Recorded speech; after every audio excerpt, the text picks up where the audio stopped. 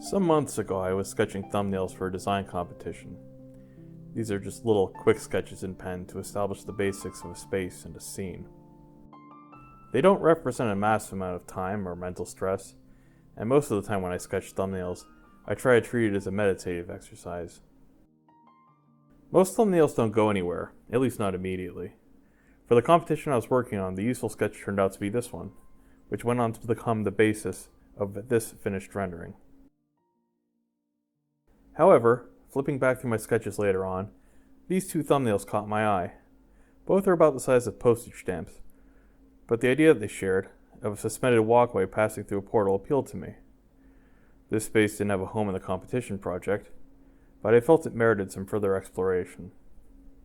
At the time I was finishing the audiobook of Piraneum by Susanna Clarke, which I was absolutely blown away by. I knew nothing about the novel before I read it, apart from the allusion made by the title to Giovanni Battista Piranesi, an 18th century Italian architect that we'd studied in school.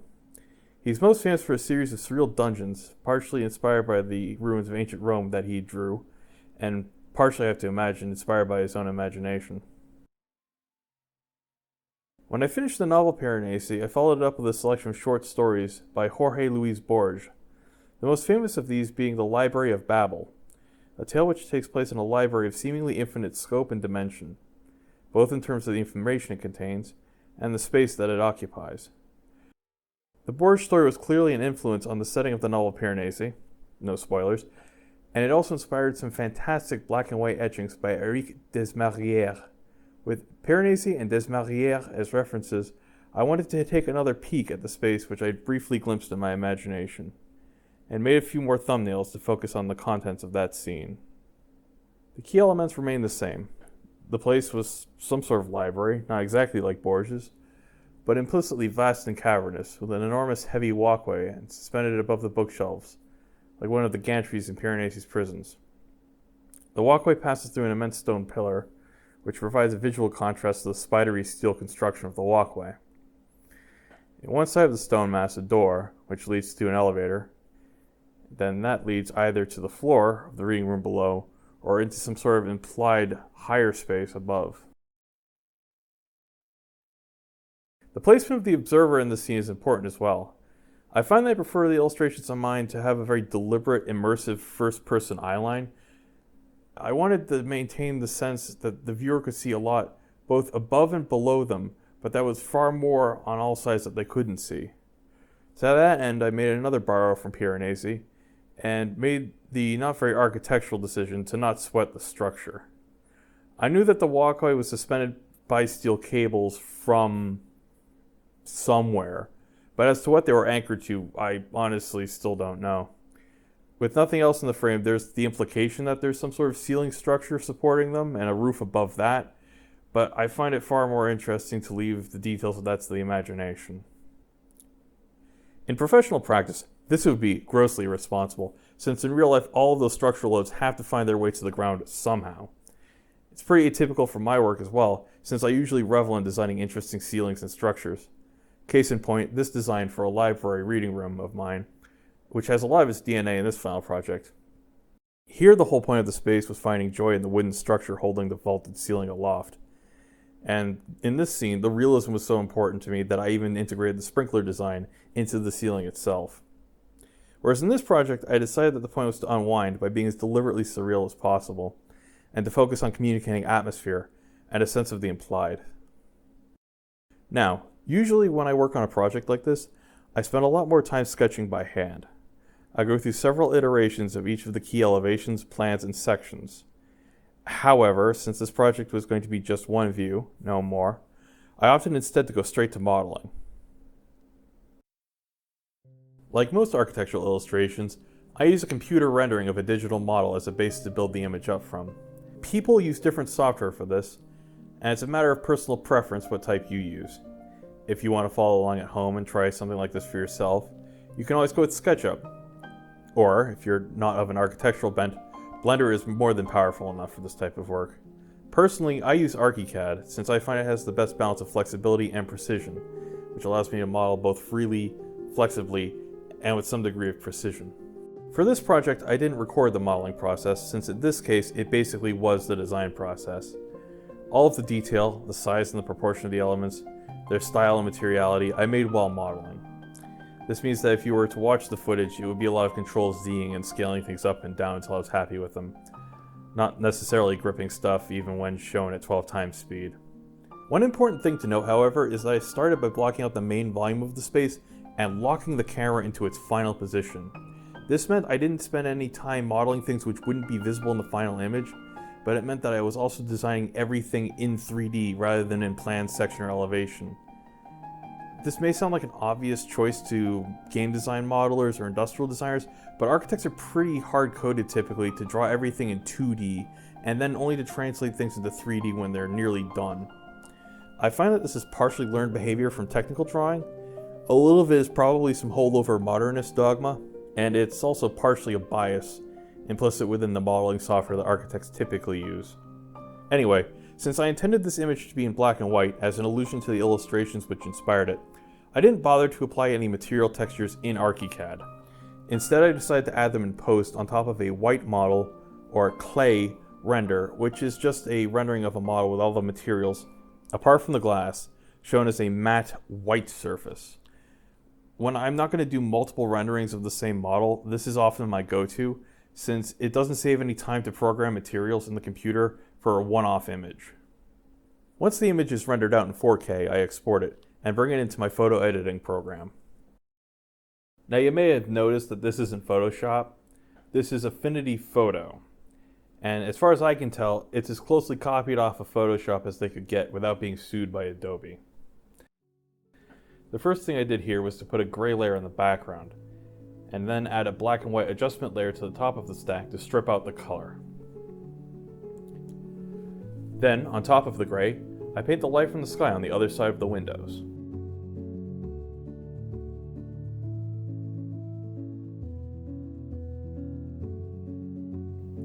Next, since I didn't apply materials in my rendering software, I have to apply them manually. This is a pretty simple process that I'll repeat over and over for each type of building material.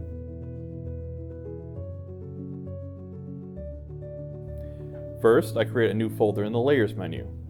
Then, in that folder, I create a new layer, give it a color, in this case gray, and set it to Multiply in the Layer Status menu. Multiply means that the layer transparency applies its chromatic and tonal information on top of the white model render. Then, I apply a layer mask to the folder containing the multiply layer. A mask allows you to selectively hide or reveal a layer by painting the mask with either white to reveal, black to hide, or a shade of gray to partially hide. The reason I apply the mask to the folder containing the multiplying layer and not to the layer itself is because later I can go back and add material images to the folder on top of the base color and use the same layer mask twice. I can also put adjustment layers in the same folder and tweak each material separately without having to copy masks. In effect, this is like staining wood or painting a glaze in a traditional oil painting. Circling back to Affinity Photo for a moment, the reason I use this program and not Photoshop is just price. I was trained on Photoshop at school and used it professionally for years. I don't have a problem with it as software, and there's a good reason why it's the industry standard. It's, for me, just the subscription software model that I have a problem with. Affinity Suite programs are a one-off license that you just buy and own instead of renting. And for the cost of 2.5 months of Adobe, you can just have a program. I save about $1,000 a year, and I haven't missed Photoshop or any of the other Adobe Suite products at all. I'm not paid or sponsored by any of the software companies shown in this video, by the way. Just throwing that out there. Jumping forward in the process, now that I've masked off the different materials in the scene, I can go in and add photo textures to give the materials more detail. Here specifically, I'm adding in the metal grating that is the deck of the suspended steel walkway. You can see here that I've made several copies of the image texture within the same folder, and I'm using the perspective tool to deform each flat texture into place and match the perspective of the opening that is the grate. I'm not setting these images to multiply, since I want to preserve the white pixels inside of the grate as the light that passes through the mesh. I do, however, take a moment to paint occlusion shadows around the edges, where less light would bounce up and hit the metal. From here, I go back in and add metal textures to the steel elements and masonry textures to the masonry features. Here, I'm clone stamping out some of the darkest spots of this texture since it contrasts distractingly with the rest of the material. While I apply material textures, I'll take a moment to talk through the design some more, now that it's starting to come together. The aesthetic I'm working with in this image is a conscious blending of modern and traditional elements, more so than in the images which inspired it. Those were both vamping off of classical architecture, especially the Piraneum images, because documenting Roman ruins was his job. My own work I would describe as postmodern and post-ironic. I'm very much interested in the expression of material and assembly, which is a hallmark of early modernist work, and I like a large expanse of glass as much as the next person. However, I find most modern architecture to be stodgy, academic, cheap, and inhumane. I'm equally interested in historical architecture styles, natural forms, ornamentation, and this puts me pretty firmly in the postmodern school. That said, I reject the tongue-in-cheek wackiness that constitutes a lot of that canon.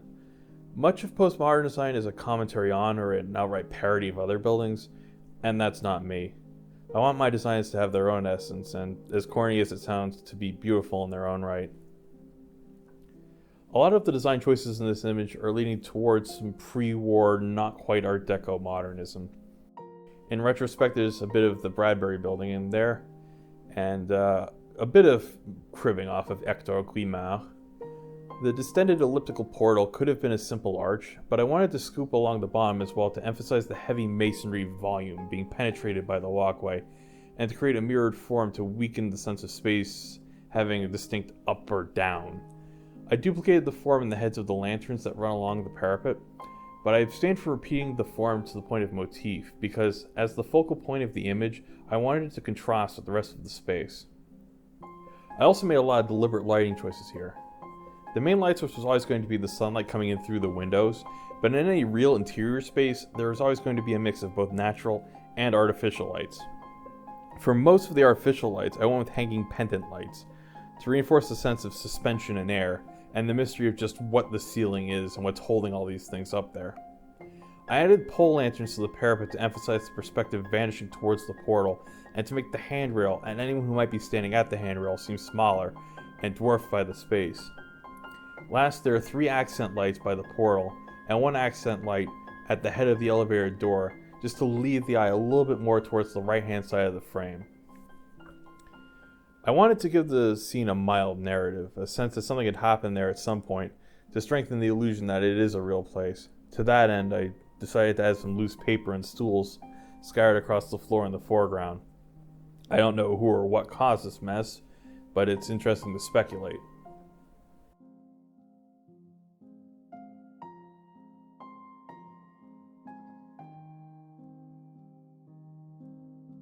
At one point here, you can see that I considered drawing out the stools and painting them in by hand. I got cold feet and ended up opting instead to composite them in based on some product stills from an online store. I was intimidated by the amount of resolution and detail already there in the frame around the stools, and getting to that level will require a lot of stages of rendering. If I had started out at the white model phase and painted them in there and then added texture to them along with the rest of the image, I think it would have been less daunting. I've skipped forward a little bit here. I just spent about 20 minutes tightening up some things, adding in a bit of detail. Now we're at the final part where I go back in and brush in some of the light that got lost. It's a chance to go back in and rebalance the light, tie a few things together, and blur out some stuff which should have a softer focus to it. To do this, I've made a few layers set to either overlay or multiply. Overlay adds light to the underlying layers, and I'm using it to paint some sunbeams and artificial bloom. Whereas with multiply, you can use it to paint in shadows and vignettes.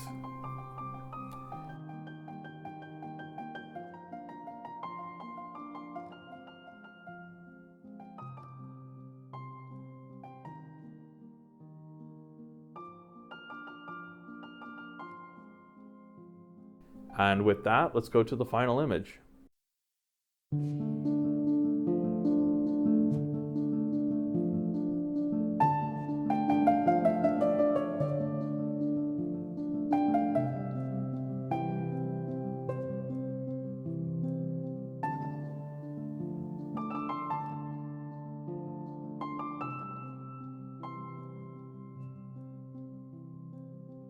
Well, that's it. I'm fairly happy with this rendering for what it is. Please let me know if you have any questions, or if you wish I had gone into more detail on anything. At some point in the near future, I'll be following up this video with another one, and a different design. In the meantime, please like and subscribe, and have fun dreaming up something of your own.